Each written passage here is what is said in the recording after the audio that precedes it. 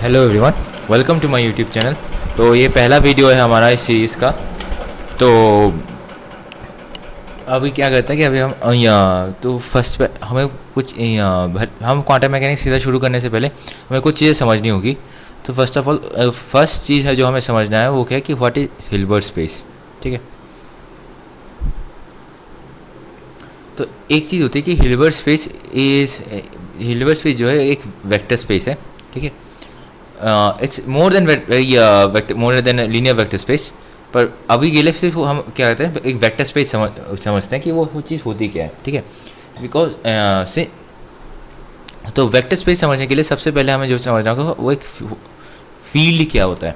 ठीक है, तो फील्ड क्या है कि फील्ड इज या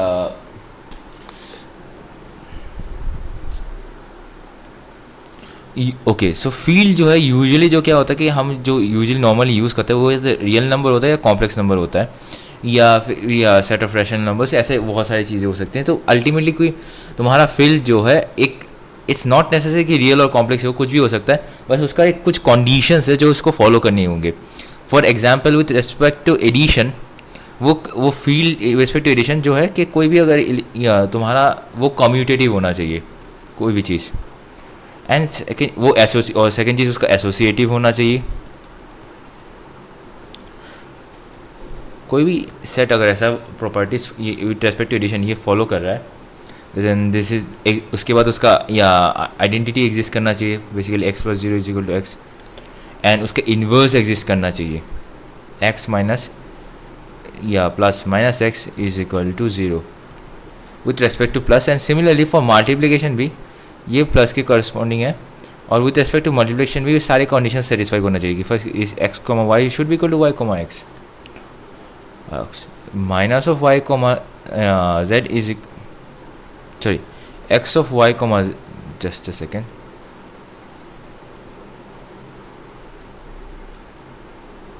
x of y comma z should be equal to x y into z 3 is x into 1 should is equal to 1 and 1, और क्या आता है कि 4x into x inverse is equal to 1। ठीक है, ये चीज़ हो गया। और लास्ट एक प्रॉपर्टी है वो है डिस्ट्रीब्यूटिव प्रॉपर्टी। ठीक है, तो बेसिकली ये है वो है x into y plus z is equal to x y plus y या एक्स जेड। ठीक है, for all x comma y comma z element of है। ये अगर सारी प्रॉपर्टीज़ कोई भी चीज़ फॉलो कर रहा है तो उसे हम फील्ड बोलते हैं। तो हिल्बर्ट स्पेस जो है वो एक कॉम्प्लेक्स वेक्टर स्पेस है। तो इसका कॉम्प्लेक्स वेक्टर स्पेस से क्या मतलब है? कॉम्प्लेक्स वेक्टर स्पेस का से मैं ये बोलना चाहता हूँ कि बेसिकली ये जो है हिल्बर्ट स्पेस जो है उसका जो फील्ड है वो कॉम्प्लेक्स फील्ड है। ठीक है, अब क्वेश्चन आता है कि वेक्टर स्पेस क्या है। ठीक है, अब हम समझने की कोशिश करेंगे कि what is a vector space.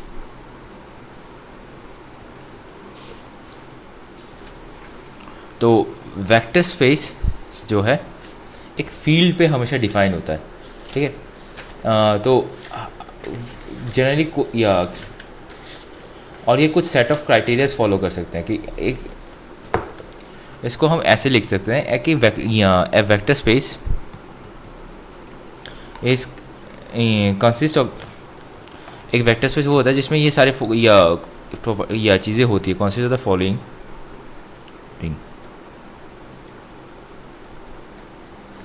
क्या एक field F of scalars be a set V of objects call vectors.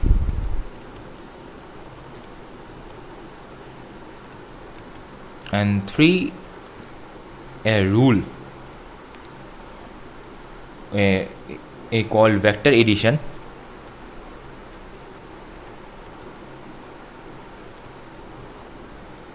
and which associates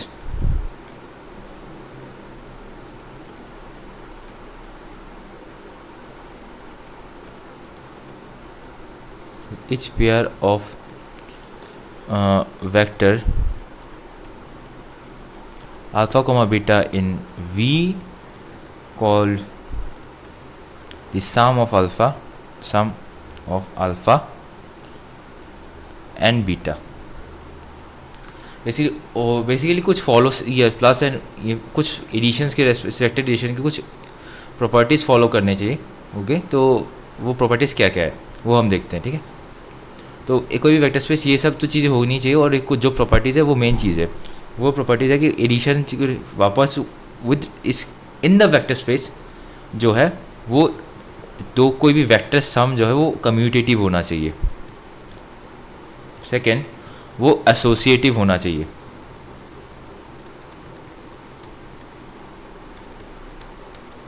and third is उसका एक या आइडेंटिटी एग्जिस्ट करना चाहिए। एंड इसका इन्वर्स भी एग्जिस्ट करना चाहिए। और कुछ होता है कि स्केलर मल्टीप्लिकेशंस के कुछ रूल्स आते हैं, जैसे फॉर एग्जांपल तुम कोई वन या तुम फील्ड का एक एलिमेंट ले रहे हो, वन जो एलिमेंट ऑफ फील्ड है उसके साथ तुम अगर तुम वेक्टर्स को मल्टीप्लाई करो तो तुम्हें बेसिकली वो वापस वेक्टर मिलना चाहिए। और देन उसके बाद तुम C1 C2 into alpha, basically तुम्हारा C1 C2 जो है वो एलिमेंट ऑफ वेक्टर तुम्हारा फील्ड का एलिमेंट है, should be equal to C1 C2 into alpha. Then C of alpha plus beta, C जो C वापस या एलिमेंट है फील्ड का, C is an element of F, C1 C2 is element of F। ठीक है, just a second,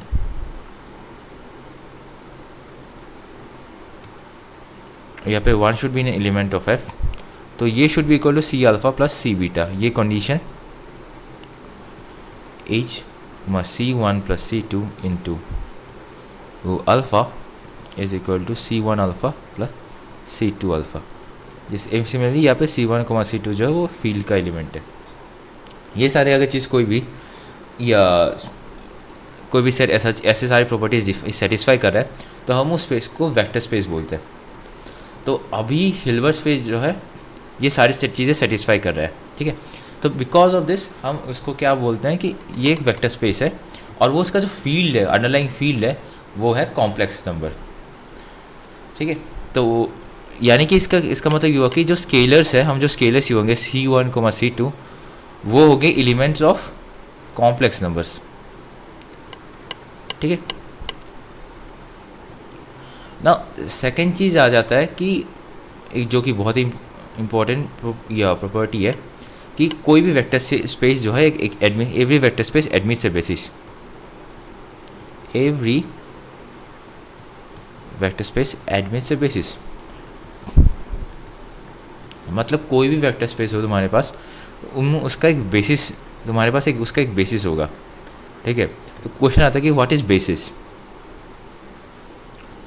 तो basis क्या है कि it is set, is subset of the vector space. तुम्हारे को एक सबसेट है ऑफ वेक्टर स्पेस जो कि लीनियरली इंडिपेंडेंट है, एंड इसका आर्बिटरी लीनियर कॉम्बिनेशन उन सेट का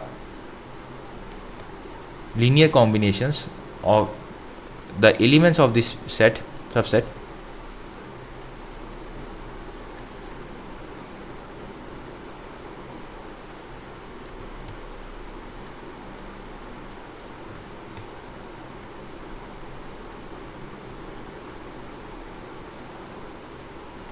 generates the space।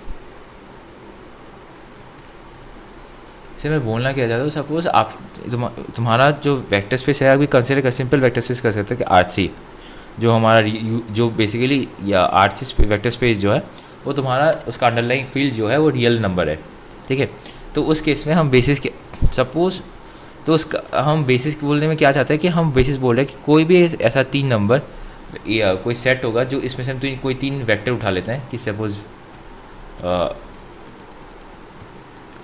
V1, V2, V3 वो सारी चीज़ है क्या है, वो वेक्टर्स लीनियरली इंडिपेंडेंट है, यानी कि C1 plus C2 into C2 into C2 V2 plus C3 V3 should be equal to 0। Implies इसका ये तभी होगा जब C1 C2 और C3 इक्वल टू 0 होगा। ठीक है, और कोई कंडीशन नहीं होना चाहिए। और तीसरा चीज़ है कि ये चीज़ का तीनों का लीनियर कॉम्बिनेशन जो पूरे R3 स्पेस को उसको स्पैन करना चाहिए। C1 C2 C3 कोई भी वैल्यू हो सकता है और पूरे R3 को उसको स्पैन करना चाहिए। अगर ये कंडीशन सेटिस्फाई हो रहा है तो हम चीज़ को बोलेंगे कि ये सेट जो है सपोज इसको मैं ए बता रहा हूँ, ए जो है एक बेसिस है। तो तो क्लियरली हमारे पास बहुत सारे बेसिस हो सकते हैं, बहुत टाइप के बेसिस हो सकते हैं। तो हम जिन लोग क्लास 11-12 में जिन लोगों ने या फिजिक्स किया, फिजिक्स क्लास 11-12 की फिजिक्स में हमने इस बहुत ही सिलेक्टिव बेसिस को लेकर काम किया, जिसको हम बोलते हैं आई जे के। भले ही उनको पता नहीं होगा शायद, पर वो सारे बेसिस है। पर आई कैप का वैल्यू क्या था, वो था 100, जे कैप का वैल्यू था बस 01,0, के कैप वॉस 001। नाउ ऐसे बहुत टाइप के बेसिस, ऐसे वो बेसिस हो सकते हैं। उसके बस कंडीशन ये है कि तुम्हें ये लीनियर कम्बिने कोई वो लीनियरली डिपेंडेंट होना चाहिए, और दूसरा वो उस पूरे स्पेस को स्पैन करना चाहिए। तो अल्टीमेटली सेंस बनाता है। सपोज कि ये हमारा R2 जस्ट एक काम करते हैं, इसको R3 में ही शिफ्ट करते हैं।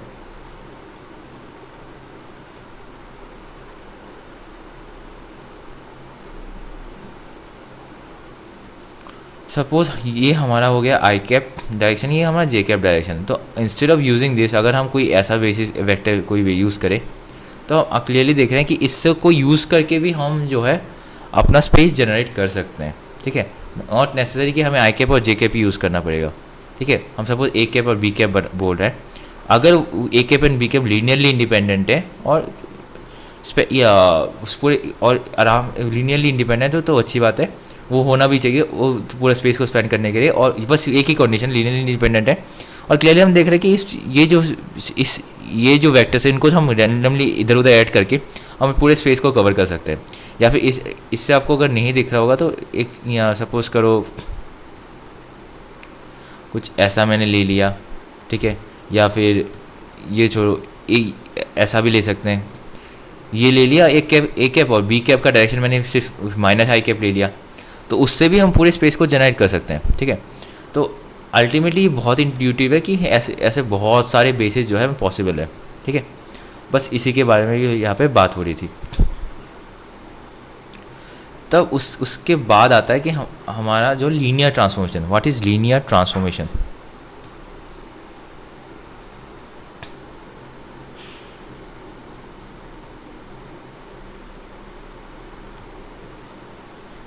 सो लीनियर ट्रांसफॉर्मेशन कुछ ऐसा जिसको हम लीनियर ट्रांसफॉर्मेशन को हम कुछ ऐसे ही लिख सकते हैं। ठीक है, इस सी T of V plus T of beta. मतलब ये है कि कोई भी तुम अगर या ऐसे वेक्टर ले लो कुछ इस फॉर्म का, ठीक है, तो उस चीज़ को तुम बेसिकली ऐसे या इसको ऐसे तोड़ सकते हो। कोई भी अगर उस फंक्शन को ऐसे तुम तोड़ सकते हो, तो उस टी फंक्शन को हम लीनियर फंक्शन बोलेंगे, लीनियर ट्रांसफॉर्मेशन, लीनियर या फंक्शन, वो से हम लीनियर फंक्शन बोलेंगे। ठीक है, तो वो लीनियर ट्रांसफॉर्म। और ये एक बहुत ही अच्छी चीज़ है। पर हम और एक चीज़ आती है कि रैंक नलिटी थ्योरम। ठीक है,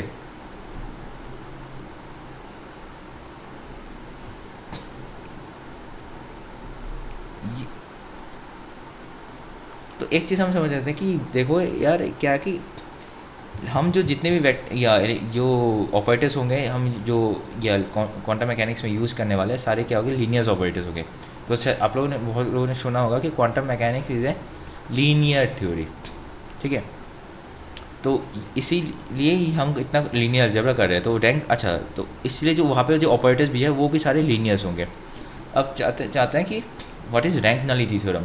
तो रैंक नलिटी थ्योरम क्या कह रहा है कि आपको सपोज जैसे कोई फंक्शन है, तुम्हें वी से डब्ल्यू लेके जा रहा है। ठीक है, तो रैंक नलिटी थ्योरम क्या बोलता है कि तुम्हारा dimension of V is equal to rank of T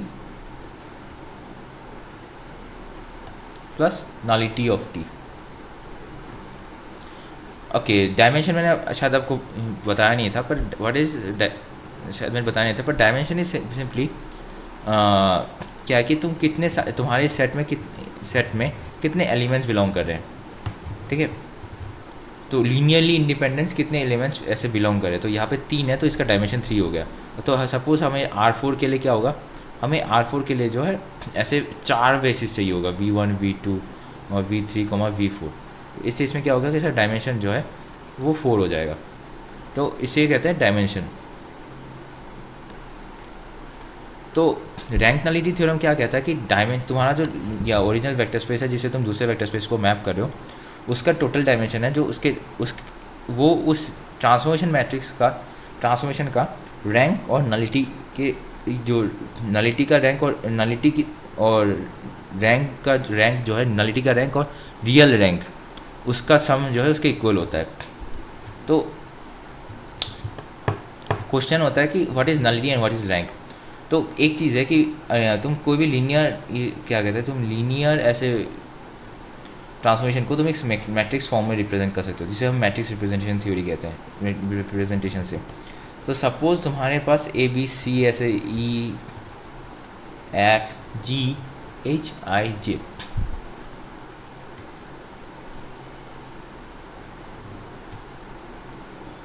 ऐसे एलिमेंट्स आ गए। तो तुम क्या करोगे, ऐसे इधर उधर रो ऑपरेशंस करोगे और तुम ऐसा मिल जाता है कोई पॉइंट पे कि तुम्हें कुछ alpha beta gamma delta epsilon से एप्सिलॉन एंड सपोज इसको जेड ही कंसिडर करते हैं घूम के, एप्सिलॉन जेड, ठीक है, और बाकी सारे टर्म्स जो है ज़ीरो आ गया। तो अब एक क्या दिख रहा है कि एक जो हमारा रो है वो ज़ीरो आ गया। तो इसका मतलब ये हुआ कि हमारा नलिटी ऑफ इस टी का जो है वो 1 हो जाएगा, बिकॉज अल्टीमेटली हमें एक रो का करस्पॉन्डिंग वो सारे वैल्यू ज़ीरो आ गए। और तुम्हारा हमें क्या मिल रहा है कि 2 में ऐसा ज़ीरो नहीं आ रहा, तो वो चीज़ क्या हो जाएगा कि रैंक ऑफ टी हो जाएगा। अच्छा, एक चीज़ समझना होगा कि हमें ये चीज़ मिलेगा कैसे, ऐसे चीज़ फॉर्म में हमें कैसे पता होगा कि हमें उस फॉर्म, वैसे बहुत सारे मैट्रिक्स से फॉर्म हो सकते हैं, तो हम कैसे जब पता चलेगा कि हम सही फॉर्म में हैं। तो पॉइंट है कि हम कोशिश करेंगे कि उसको अपर ट्रायंगुलर मैट्रिक्स में कन्वर्ट करने के लिए, जो कोई भी ऐसे मैट्रिक्स दिया होगा तो हम इसको इस अपर ट्रायंगुलर मैट्रिक्स में कन्वर्ट करेंगे कि कोशिश करेंगे कि ऊपर वाले इस पार्ट में सिर्फ वैल्यूज़ रहे, नीचे वाले सारे टर्म जीरो आ जाए। तो उस पॉइंट में अगर हम करने जाएंगे तो ऐसे अगर उसका रैंक सब ये 3x3 मैट्रिक्स है, उसका रैंक जो इस 3 से अगर मैच नहीं करेगा तो क्या होगा कि एक वाला रो जो है वो ज़ीरो हो जाएगा। तो उस केस में उसका नलिटी जो है वो कुछ वैल्यूज़ रखेगा। अब रैंक ऑफ टी जो है यहाँ पे हमें ऐसा 2 रो मिल रहा है जिसके लिए वो ज़ीरो नहीं है, तो उसका क्या होगा, रैंक ऑफ टी यहाँ पे 2 हो जाएगा। तो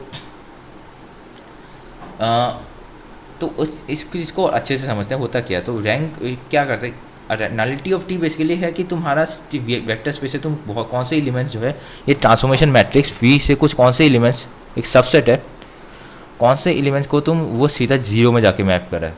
से वी प्राइम बता रहा हूँ जो बेसिकली सबसेट ऑफ वी है, एक वी प्राइम के कौन से एलिमेंट वो जाके ज़ीरो में मैप कर रहा है। अगर वो वी प्राइम सिर्फ वी प्राइम में ज़ीरो एलिमेंट हुआ तो ये होगा कि नलिटी ऑफ टी जो है वो ज़ीरो हो जाएगा।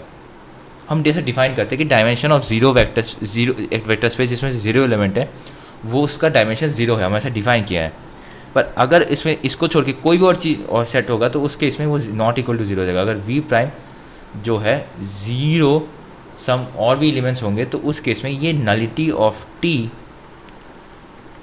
ज़ीरो नहीं होगा। इन दैट केस क्या होगा कि तो इस केस में क्या होता है कि जब नलिटी ऑफ टी ज़ीरो हो जाता है तो क्या होता है कि डायमेंशन और रैंक ये वाला टर्म जो है ये ज़ीरो चला जाएगा। तो इसका क्या कि डायमेंशन ऑफ वी जो है dimension of V will be equal to rank of T. Now thing is जब वो ज़ीरो नहीं होता तब ये वाला कंडीशन सेट ये रॉन्ग है। तो ऐसे यानी कि और उस केस में क्या होगा कि हमें जो क्या कर रहा है कि हमारा जो वेक्टर स्पेस है v और w, ठीक है, तो अगर सपोज करो ये इसका डायमेंशन n है और इसका m है, तो उस n माइनस m जो ठीक है, तो अल्टीमेटली क्या होगा कि हमें मिल रहा है कि कुछ या k जिसके नलिटी ऑफ k जो है nullity of t is equal to sum k। तो इसका मतलब ये हुआ कि m का वैल्यू जो m का डायमेंशन है वो n माइनस के होगा, ठीक है। यानी कि ये बोलना चाहता हूँ कि रैंक ऑफ टी जो है वो बेसिकली डायमेंशन ऑफ W होगा, मैं ये बोलना चाहता हूँ। ठीक है, नाउ ठीक है, तो एक काम करते हैं, अभी इतने वीडियो को रखते हैं, नेक्स्ट वीडियो में इसको और आगे कंटिन्यू करेंगे। उससे हम इससे हम समझेंगे कि व्हाट इज़ लीनियर फंक्शनल समझेंगे, और उसके बाद हम डिफाइन कर पाएंगे what is a bra and a ket vector, and हम उससे हम हिल्बर्ट स्पेस की और नॉलेज को गेन करेंगे, और उसके बाद हम एंड वो सब हम सेकेंड वीडियो में करेंगे। तो आई होप आपको रिज्यूमे की सारी चीज़ें आपको समझ आ गई होगी। अगर यहाँ नहीं आया तो आप ऑब्वियसली कमेंट सेक्शन में क्वेश्चन कर सकते हैं, मैं उसका आंसर देने की कोशिश करूँगा। और सेकंड चीज़, ये सारी चीज़ें आपको अगर और डिटेल में पढ़नी है तो मैं वो जो हॉफमैन बुक मैंने लिखा, या फर्स्ट वीडियो में मैंने जो एक बुक सजेस्ट किया था हॉफमैन या फिर एस कुमार सेन, आप लोग ये बुक जो है कंसल्ट कर सकते हैं। ठीक है, एंड कोई भी डाउट हो या कुछ भी anything, you can always ask me in the comment section. Thanks for watching.